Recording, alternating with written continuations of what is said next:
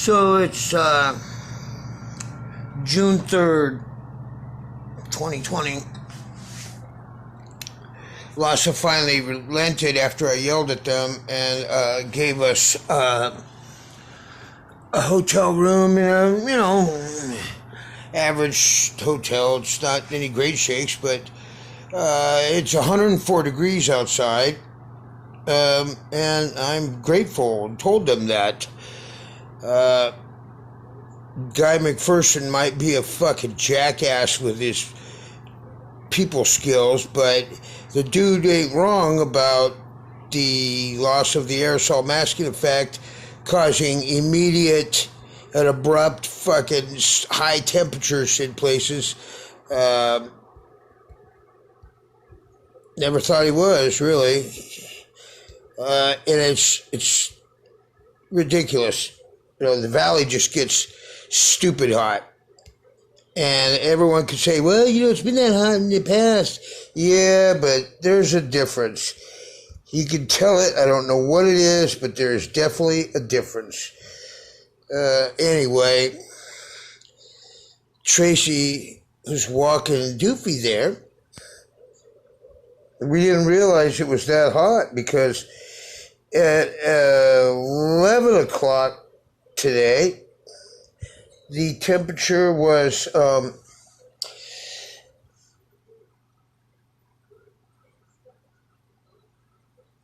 82 degrees. And by 12 o'clock, it was 97. So in the course of an hour, it went up 15 degrees. So she said, we need to get for a walk before it gets too fucking hot. And so by the time she got out of the door and after getting some stuff done, probably around, 12:30, it was 104 already. And I don't even know how hot it is now. It seems hotter. He's 15 years old. This dog has been bitten more than once and has never bitten anything or anyone else back at all, or bitten anything. He loves pretty much, I've never seen him growl at another dog, ever. He's a lover. He's taught me how to love and accept love. And I am a knucklehead when it comes to that. This is the best, like almost just about every dog. The worst dog is probably still better than the best human. And he's better than all the rest of the dogs. If there was to be a God, I would say that both him and the kitty, his brother who has disappeared, were sent to me and us by him. Because those two animals have shown me everything of how to be right in the world and have suffered and have been through more than anybody else I know. They both just, and this dog, he's going through end-of-life pains and experiences. And there's times at nighttime when he is so racked with agony from, I don't know, various things, but his mouth forms a kind of a grimace that he could breathe through towards the back of it. And he, you could just tell he's barely able to, recognize me or Trace because of the amount of absolute pain that he's going through. And yet he never growls. He never gets snippy. I open his mouth up and I'll give him medicine and jam pills down his throat. This dog's teeth can crush steel. He's never bitten You know, his thing is all about passive resistance. Uh, he's got a fan club that's 1,000 times bigger than mine, and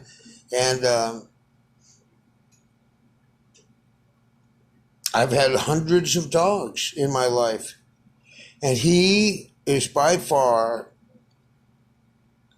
the overall best dog. You know, he doesn't do tricks, and I know he don't play catch, and he doesn't look all that cool, but everybody loves him. And you know, where I'm not with Tracy, this dog is definitely chick bait, but he's just the kindest soul that I've ever known in my life.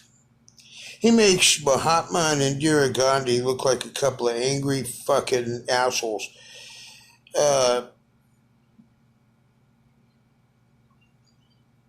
And he fell out over at the gas station today. It was worrying him on the corner. There's like, I don't know, 100 yards or something that I had to carry his bucket heavy ass, like sack of flour, 80-pound ass back over here. And that's even after he's been sucked up. And, you know, we were pretty worried about him for a minute. But with all this shit going on in this world, everybody's all fucking, you know, we don't always have his food on time or even at all sometimes. We do the best we can. You know, we do with his health, with his diet, with everything. We do the best we can with him. And we don't always have it. And he never gets, complains, never, you know. He's loyal. The cat was too. And the amount of sheer love coming out of this animal surpasses and eclipses anybody or anything I've ever known. Right now you can hear him kind of wincing, and that's, you know, and sometimes at nighttime he cries like a human, and it's just heartbreaking. Of course, he would still be going through the old age thing, and of course, but we, you know, with the pieces of shit that took our house and all the shit that's happened since then, it's exacerbated and accelerated his rate of decline so greatly that I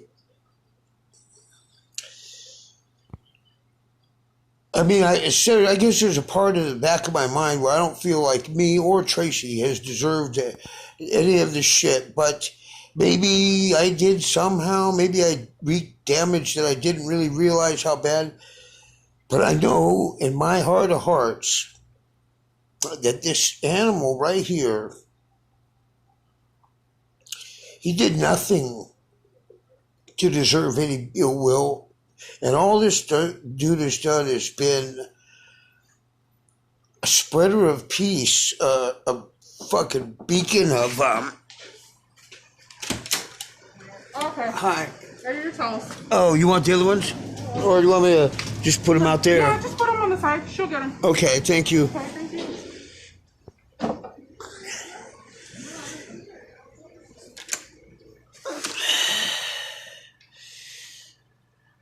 And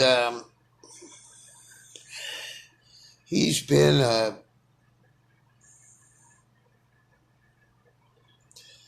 monument for what the best of everything could be.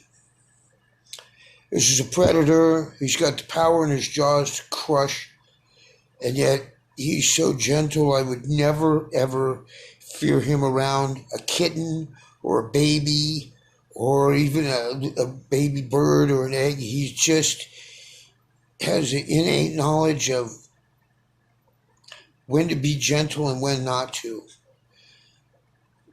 And my family and her family, but not so much Tracy's family, mostly mine and all my supposed so-called friends and every other piece of shit that fucked us over and dogged us out. It looks like the end is coming. But before that happens, because once he goes, I don't have any reason to not. And since I am invested in this world too, I'm just waiting for the chaos and civil unrest to really flower.